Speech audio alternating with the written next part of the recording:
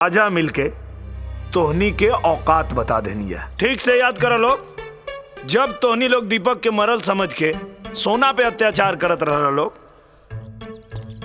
तब तोहनी लोग के बैंड बजावे खातिर हम आयल रहनी।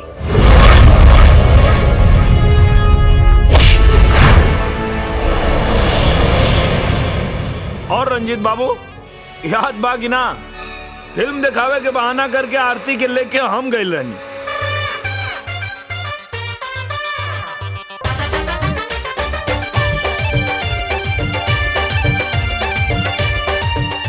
और आरती के मोटरसाइकिल पे बिठा के हम ले गए रहनी। हाँ, तू लोग कम नहीं खा, हमरा मेहरारू काजल के खोज निकलला लोग, और हमरा के आरती से बियाह करे खातिर मजबूर करे लगला लोग। लेकिन तू लोग के जान के बहुत हैरानी हुई कि आरती से बियाह करे खातिर हामी भरले रहनी हम, लेकिन आरती के मांग में सिंदूर हम भरले रहनी।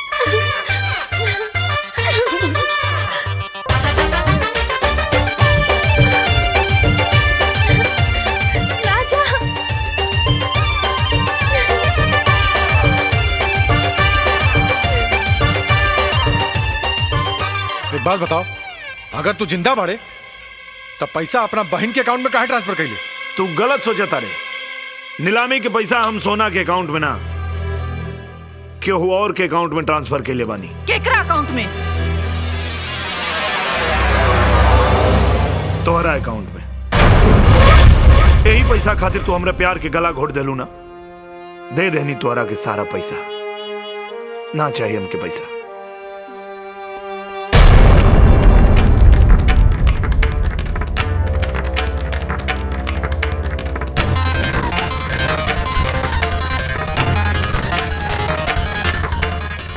भैया सही में हो, सारा पैसा अपना मतारी के अकाउंट में ट्रांसफर कर डाले। पूरा 800 करोड़ बा।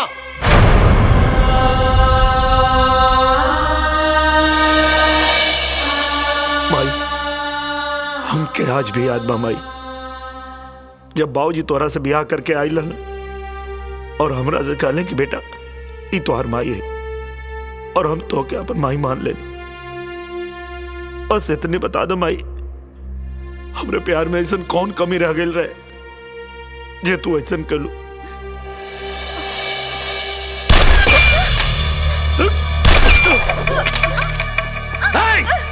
बंद करा तो हर लोगन के फैमिली ड्रामा। या बुढ़िया चल, अभी के अभी हमरा अकाउंट में पैसा ट्रांसफर कर, दादा हम अभी के अभी तोहरा के नरक लोक में ट्रांसफर कर दे।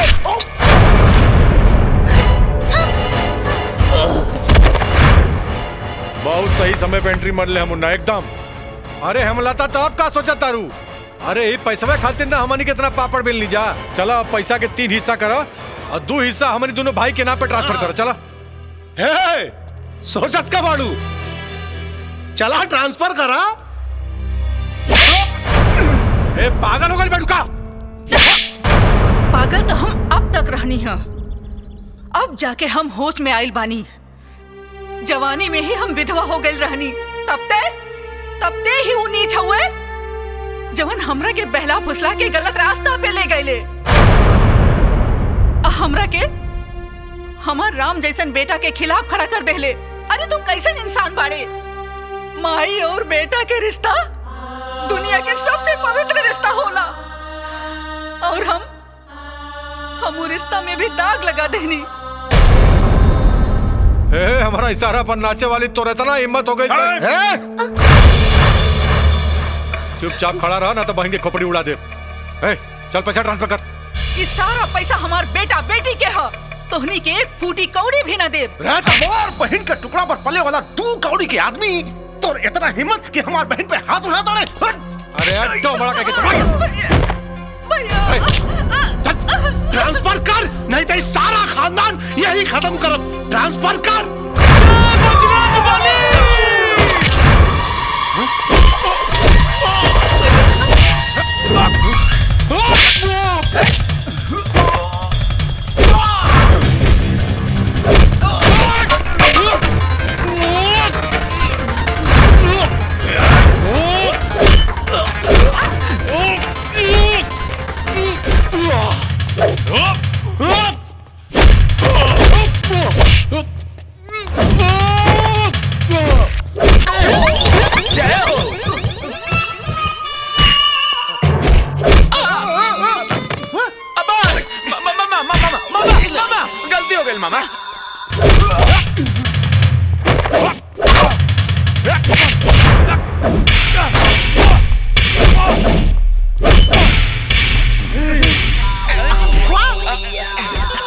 हम लाठी पकड़ता नहीं मारी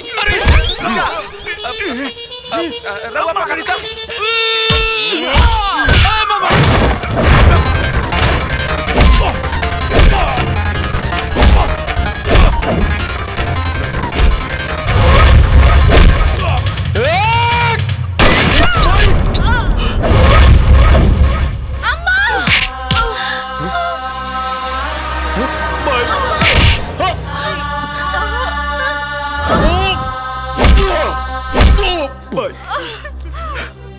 तू का कहलो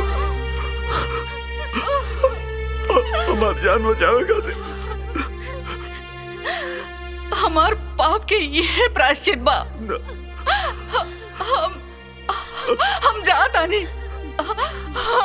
हम भगवान से यह प्रार्थना करब कि अगला जन्म में हम अपन कोख से तोहरा के जन्म दी।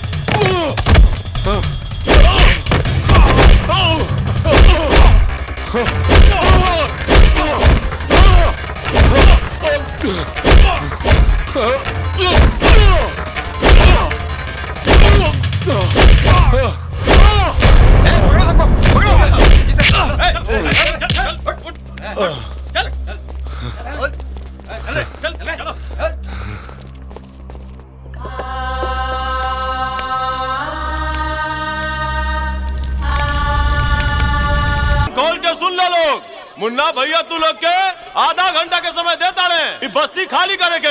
अगर आधा घंटा में बस्ती खाली ना भई तो मुन्ना भैया खुदे खाली करा ली है। और मुन्ना सिंह ने बस्ती वालों को आधे घंटे का समय दिया है बस्ती खाली करने के लिए। और बस्ती वालों को ये कहना है कि अगर सरकार हमें घर के बदले घर देंगी तब हम बस्ती खाली करेंगे। बहुत इंतजार करवा ले लोग, अब हमारी बुलडोजर तार बस्ती खाली कराई। स्टार्ट करो सर। रुक जाए मुन्ना भैया, ये कोर्ट के स्टे ऑर्डर आ गई बा, तू बस्ती खाली ना करा सकेला।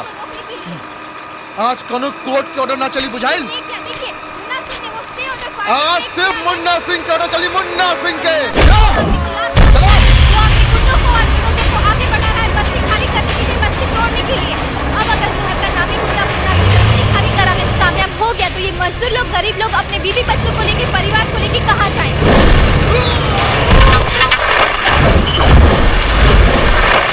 अरे ये गुंडा कहाँ से गिरा? किसने मारा इस गुंडे को? कौन हो रे?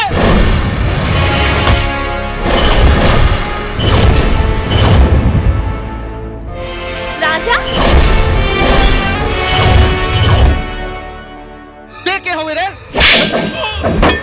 राजा ने मुन्ना सिंह को थप्पड़ मार दिया है। अब कहानी में नया ट्विस्ट आया है। ताकत के ऊपर घमंड करके गरीब पे अत्याचार करे वाला के हम बजा दे ले बाजा। वैसे दुनिया हमके आवारा कहले, लेकिन नाम है राजा।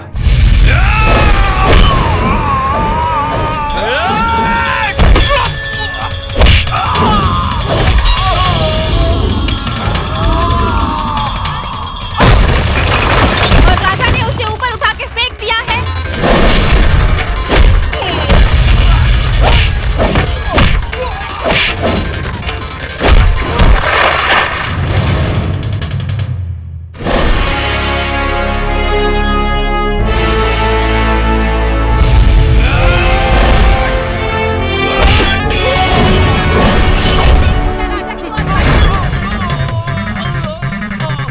राजा ने उसको अपने कंधे पे उठा लिया और घसीट के ले जा।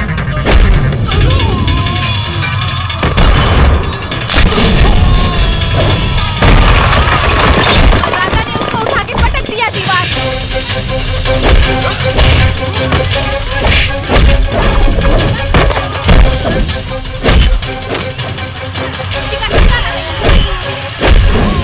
राजा अब डंडे से मुन्ना की पिटाई कर रहा है। अगर दुनिया में कोई मार दे तो वो सिर्फ राजा है। वाह राजा वाह! अगर गरीबों का कोई हमदर्द है तो वो सिर्फ राजा है। अगर गरीबों का कोई रखवाला है तो वो राजा है। जियो मेरे शेर। राजा डंडे से मुन्ना सिंह की धुलाई कर रहा है। अरे ये क्या, मुन्ना सिंह भाग गया। अब राजा बजा रहा है सबका बाजा। वाह राजा! अरे ये क्या, ये तो गजब हो गया। अरे ये देखो, सारे गुंडे राजा से डर के भाग रहे हैं। वाह, राजा ने तो कमाल कर दिया। वाह राजा! अरे ये क्या, ये 24 की रिपोर्ट जाकर नौजवान पे करने लग गई। क्या उसे जानती है?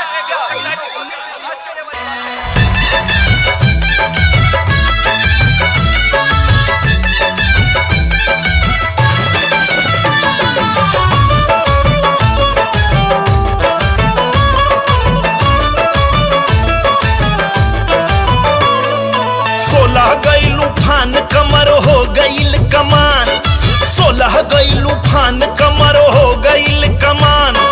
ले ले का जोन तू चला के नैन बोन। सुना सुना ये जान कब करैबू नेवान। सुना सुना ये जान कब करैबू नेवान। काचपा कसैली कैसे खैबा तू पान, बड़ा बोराइल कर खातिर जियान। काचपा कसैली कैसे खैबा तू पान, बड़ा बोराइल कर खातिर जियान। किरिया लेला ओ किरिया लेला, ओ किरिया लेला बालमो बहिना दान। किरिया लेला राजा ओ बहि बनी ना दान।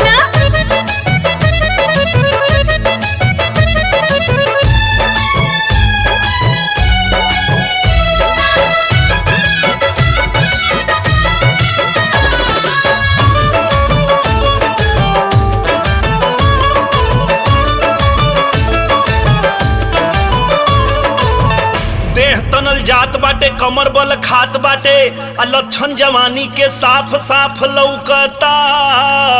बनेलू नदान तान तोड़ के का जान लेबू। मनवा मिलोन खती बोर बोर छौकता। रे रे रे रे रे तो दिल बेईमान तोहर पगहा में बांध रख। अभी ऐसे जोर न लगाव कूद फान के। अंग अंग निखरे द रूप तनी सवरे द, दे दब चाबी राजा हुस्न के दुकान के। मुर्गी जैसे मुर्गा के करे परेशान, उठातावे हमारा दिल के दरिया में तूफान। सुना सुना ये जान कब करैबू नेवान। सुना सुना ये जान कब करैबू नेवान।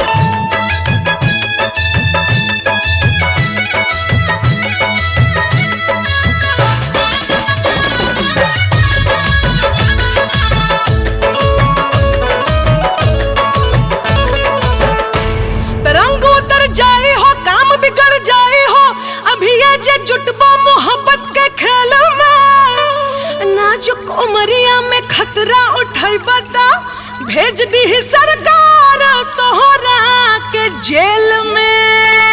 हई रई रई रई जाई हाय रई रई रई रई हौ कम सीन तबो इतना हसीन बाड़ू सध जइबू धीरे धीरे देखा ना साध के रसगर सामान ये दीवाना के दान कर खजाना को ले जइबू पार्टी पे लाद के बुझता नहीं काहे तोहर डोलता ईमान का इरादा तोहर हम तो गइल जान अब बुझता नहीं काहे तोहर डोलता ईमान का इरादा तोहर हम तो गइल जान हम बानी ओ हम बानी हो हम बानी तैयार अब कलाने बन हम बानी तैयार अब कला काजल सर तुम एक नंबर की इडियट और डफर हो। तुमने हमारे चैनल का नाम एकदम मिट्टी में मिला दिया है। तुम्हें क्या जरूरत थी उस लड़के को जाके गले मिलने की? तुम जानती थी ना कि हर एक चैनल का कैमरा चालू है। पूरी दुनिया ने तुम्हारा तमाशा देखा है और हमारे चैनल पे हंस रही है। I'm really very sorry sir। अगर दोबारा तुमने ऐसी गलती की ना तो तुम्हें नौकरी से निकाल दूंगा। नहीं सर, I'm very sorry। अब दोबारा ऐसी गलती नहीं होगी। सर बाहर कुछ चैनल वाले इंटरव्यू के लिए आए हैं। अच्छा जी, इंटरव्यू लेने के लिए? अब तुम ही बताओ क्या बोलूं मैं चैनल वालों को तुम्हारी हरकत के बारे में? नहीं सर आपका नहीं वो काजल मैडम का इंटरव्यू लेने आए। काजल का क्या है ना कि उस घटना के बाद ये पूरे देश में प्रसिद्ध हो गई हैं। लोग इनके बारे में ज्यादा से ज्यादा जानना चाहते हैं सर। चलिए मैडम लोग आपका इंतजार कर रहे हैं। सर मैं इंटरव्यू देने जा सकती हूँ? गो गो चलिए। हाय बैठिए। अच्छा मैडम बताइए कौन था? अरे प्लीज प्लीज प्लीज आप सब एक एक करके सवाल करिए। मैडम वो कौन था जिससे सबके सामने खुलेआम आप गले लग गई? क्या वो आपका बॉयफ्रेंड है? हाँ वो मेरा बॉयफ्रेंड है। काजल जी आखिर वो करता क्या है? चोर है। क्या चोर? हाँ वो चोर है। उसने मेरा दिल जो चुराया है।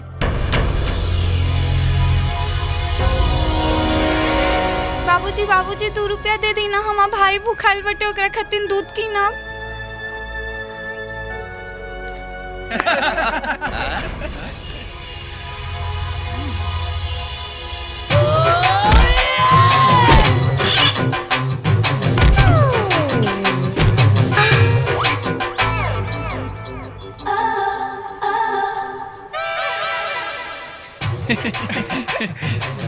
ये देख अरे यार 1 रुपया बा ओकरे पॉकेट में।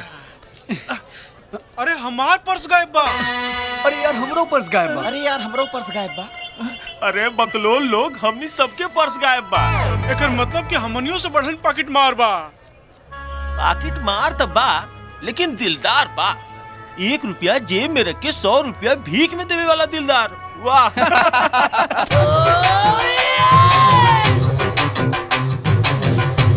तू राजा हुआ ना?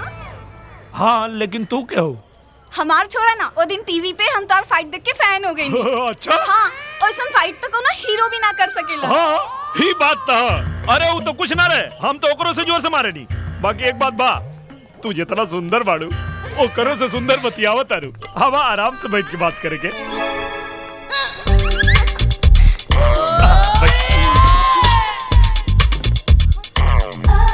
मैंगो जूस मंगवाई? मैंगो जूस तोरा साथे तो हम मरीचा के जूस भी पी सकत नहीं। वेटर एगो मैंगो जूस लेके आवा। तोहरा का हमरा से सचमुच प्यार हो गइल बा? का भरोसा नहीं के तोरा के? अरे तू कहता हम तो क्रिया खा के कह देता नहीं। तो ओदी जौन टीवी वाली एंकर रहे तोहरा भरकवारी पकड़ ले रहे। हे भगवान के कर नाम ले लू। अरे ओकर मुंह देख ले बाड़ू, मुंह मायारवा हता सिकंदरपुर। अल्लाह तू जूस पियो। इतना घबरात काहे बाड़ा? अरे यार जब दोगो लड़के साथे बैठल होके सन तो जूस के स्वाद और बढ़ जाला। तू है हो ना टीवी वाली एंकर? हाँ रे हम हुए हैं लेकिन के हुए हम। तू तो चुप रहा, तोरा के तो हम बाद में बताए। अरे सुनो क्या कर दारू? तू तो चुप रहा, तू तो हमसे बातें मत करा।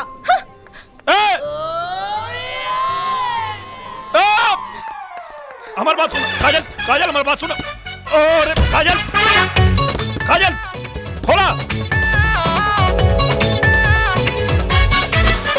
अरे यार तू काहे इतना गुस्सा करता रू? वहाँ जो देख लो सब खाली मस्ती मजाक रहे। अच्छा सुनो ना, सच तो ये कि हम सिर्फ तो से प्यार करी ले। अच्छा हाँ। तो तू हमसे प्यार करेला तो चला अभी हमरा से ब्याह करा। अरे कैसे अभी ब्याह करी? अपन खर्चा तो उठाए नहीं की पावत, बियाह कर ले तो तोहार खर्चा कहाँ से उठाई? तू हमसे बियाह तो करा, तोहरा साथे हम चटनी भात खा के भी खुश रहो। का बोलती बंद हो गई? हमके मालूम बात तू हमसे प्यार ना करेला। अरे हम तोहरे से प्यार करी ले, हम कैसे तो क्या यकीन दिलाई? अच्छा तू लड़की से कहत रहला है ना कि तोरा खातिर हम मिर्ची के जूस भी पी ले। चलो हमरा खातिर ही मिर्ची के जूस पी के दिखावा। हम तोरा प्यार में पागल है, लेकिन इतना पागल ना है कि मिर्ची के जूस पी ली। पियो।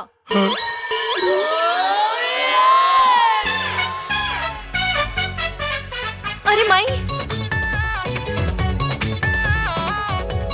इतना सच में पी गई ले। इनके तो कान से भी धुआं निकला था।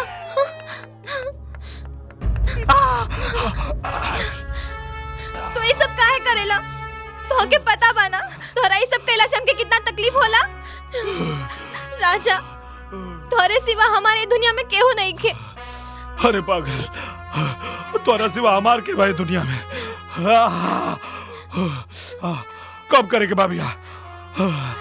राजा वक्रतुंड महाकाय सूर्यकोटि समप्रभा निर्विघ्नं कुरु मे देव